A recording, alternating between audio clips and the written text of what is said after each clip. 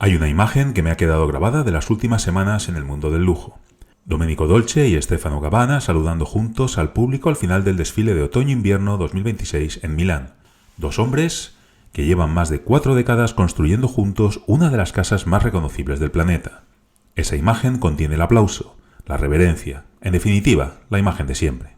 Pero lo que nadie veía desde el patio de butacas era lo que ya estaba pasando en los despachos. Semanas antes, Gabbana había firmado su renuncia como presidente de la compañía. Y lo hizo en silencio, sin un comunicado oficial y, por supuesto, sin una rueda de prensa. Lo hizo a través de un registro corporativo en Italia que apenas levantó polvo hasta que alguien lo encontró. Y en ese detalle, en esa distancia entre la imagen pública y la realidad corporativa, está, en mi opinión, todo lo que necesitamos entender sobre el momento que vive el lujo que procede de las grandes casas de origen familiar hoy. Porque lo que está pasando a Dolce y Gabbana no es solo una historia de governance. Es una historia sobre si las grandes casas independientes del lujo pueden seguir siéndolo. Sobre si el apellido del fundador solo sigue siendo suficiente. Sobre si la familia, como modelo de negocio, tiene todavía futuro en un sector que se consolida a una velocidad que no habíamos visto antes. Soy Juan Carlos Navarro y esto es Gen Exigente Criterio, porque en el lujo el criterio es la ventaja.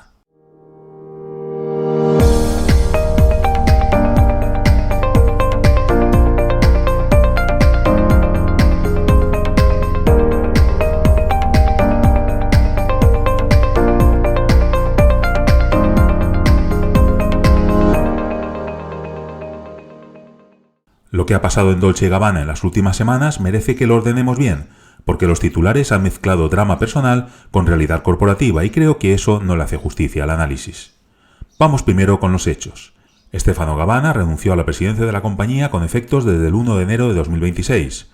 No lo anunciaron entonces, lo confirmaron el pasado 10 de abril, cuando ya era inevitable. El comunicado oficial habló de evolución natural de la estructura organizativa y de gobierno corporativo, una frase que, como bien saben quienes llevan tiempo siguiendo el sector, generalmente significa todo lo contrario de lo que dice.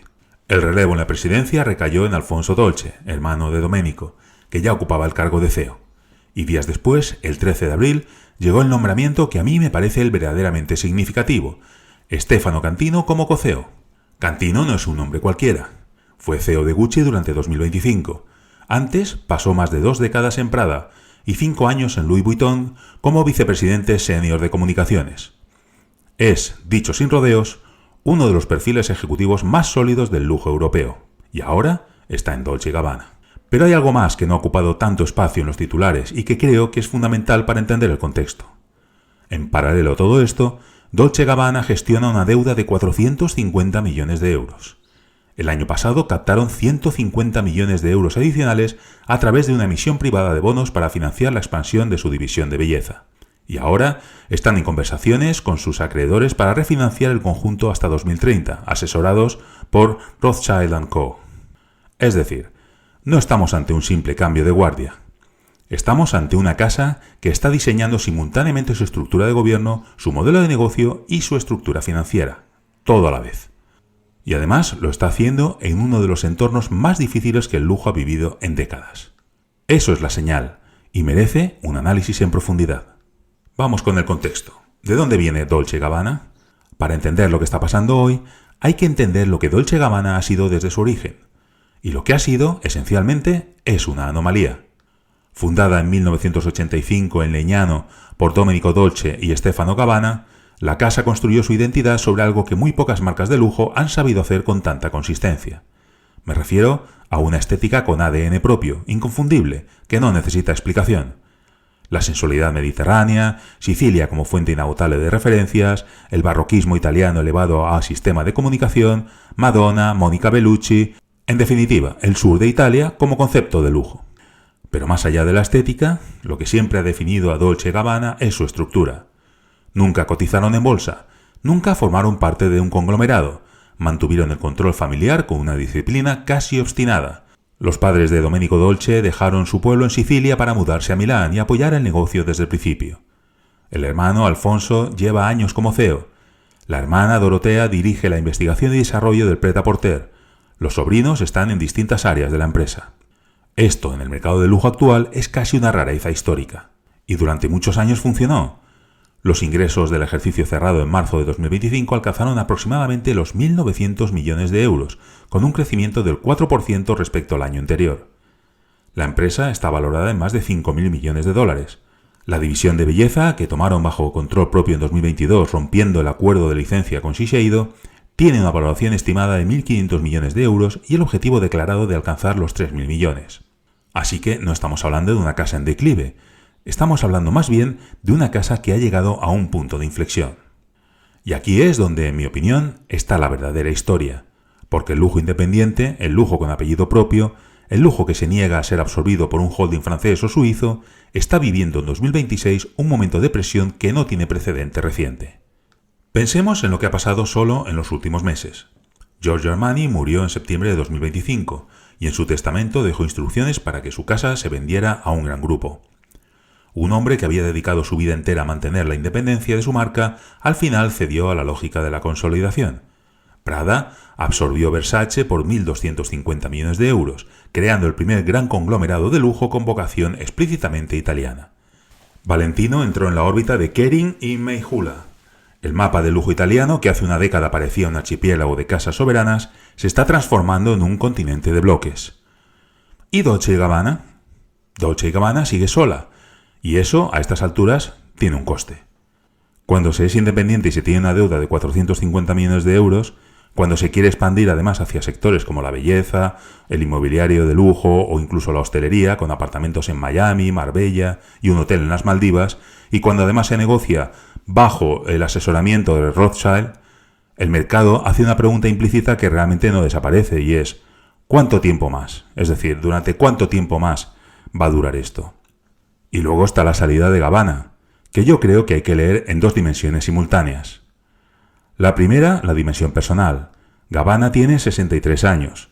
La relación sentimental con Domenico terminó hace más de 2 décadas, pero el vínculo profesional les mantuvo unidos. Llega un momento en la vida de cualquier fundador en que la estructura empieza a pesar más que la visión. Eso lo entiendo. Y creo que hay que decirlo con respeto, sin reducirlo a crisis ni a drama. La segunda dimensión es corporativa.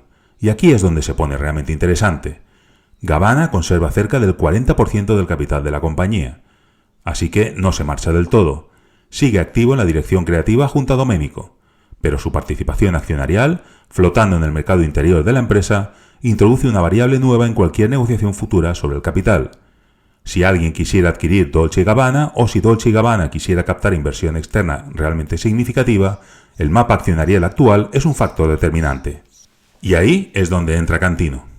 Nombrar a Stefano Cantino como co-CEO es una señal de intención. Cantino no viene a mantener el statu quo, viene con un perfil construido específicamente para transformar estructuras.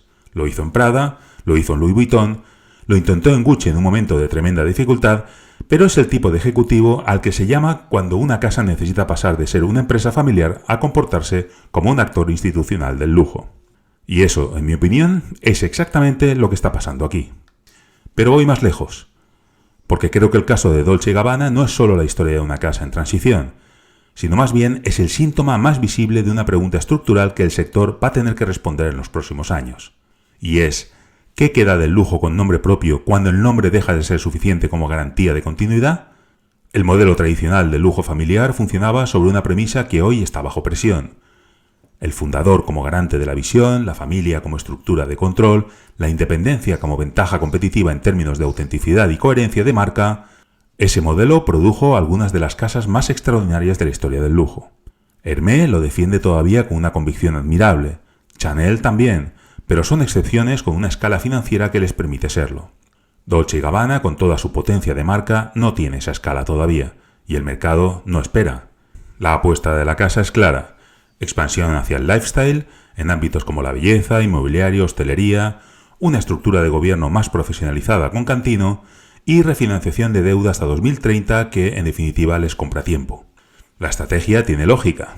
Tiene coherencia con la identidad de marca. Pienso que si alguien puede convertirse en un lifestyle brand con autenticidad genuina, es una casa que ha construido durante 40 años un imaginario tan reconocible como el de Dolce & Gabbana. El Mediterráneo como lujo, Sicilia como estado mental, eso no se compra ni se transfiere fácilmente a un holding. Pero también veo riesgos. El principal es que la profesionalización acelerada si no está bien calibrada, puede erosionar exactamente lo que hace a Dolce & Gabbana irreemplazable. El carácter indomable, la estética maximalista que se niega al minimalismo seguro, la sensación de que detrás de cada colección hay una convicción personal y no un algoritmo de mercado, ese es el activo más valioso que tienen. Y es, en definitiva, el más difícil de proteger cuando la presión corporativa aumenta. El segundo riesgo es la incógnita Gabbana. Un accionista del 40% que ha salido de la estructura de gobierno pero no del capital es, inevitablemente, un factor de complejidad en cualquier decisión estratégica futura. Y el tercero, el que yo creo que nadie está nombrando suficientemente, es el riesgo de la distracción. Me refiero a que cuando una casa gestiona simultáneamente una transición de liderazgo, una reestructuración financiera, una expansión a nuevos sectores y un reposicionamiento estratégico, el peligro real es que el producto, la ropa, las colecciones, lo que ocurre en la pasarela, pierda foco. Y en el lujo, cuando el producto pierde foco, todo lo demás le sigue. Mi recomendación esta semana va dirigida especialmente a quienes trabajan en marcas independientes, ya sea en el sector del lujo o en cualquier otro sector premium. Observen el caso de Dolce & Gabbana con mucha atención, no como espectadores de un drama corporativo, sino más bien como un manual en el tiempo real de las decisiones que cualquier marca familiar de aspiración va a tener que tomar antes o después. Porque la pregunta que Dolce & Gabbana está respondiendo ahora no es cuándo profesionalizar la estructura, es cómo hacerlo sin convertirse en otra cosa. Y eso, en mi opinión, es uno de los retos más difíciles a los que se puede enfrentar cualquier marca que ha construido su valor sobre la autenticidad de sus fundadores. El criterio que yo aplicaría en este contexto es el siguiente. La profesionalización es necesaria, pero tiene que estar al servicio de la visión y no al revés. Cantino puede aportar estructura, disciplina financiera, capacidad de negociación institucional, pero lo que no puede hacer, ni nadie puede hacerlo, es sustituir la convicción creativa que dio origen a la casa. Ese equilibrio es el que Dolce & Gabbana tiene que encontrar, y de ese equilibrio depende en gran medida si dentro de 5 años hablamos de esta transición como el inicio de una nueva era o como el principio del fin de la independencia. Y la pregunta que quiero dejarles hoy es esta. En un sector que se consolida cada vez más rápido, en el que las casas independientes se van quedando sin escala para competir solas, ¿es la independencia todavía una ventaja competitiva para una marca de lujo? ¿O se ha convertido en un privilegio que muy pocas pueden permitirse? Les invito a reflexionar sobre ello y a compartir su criterio conmigo en LinkedIn y en Gen Exigente, donde este episodio también tiene su versión escrita con un análisis en profundidad.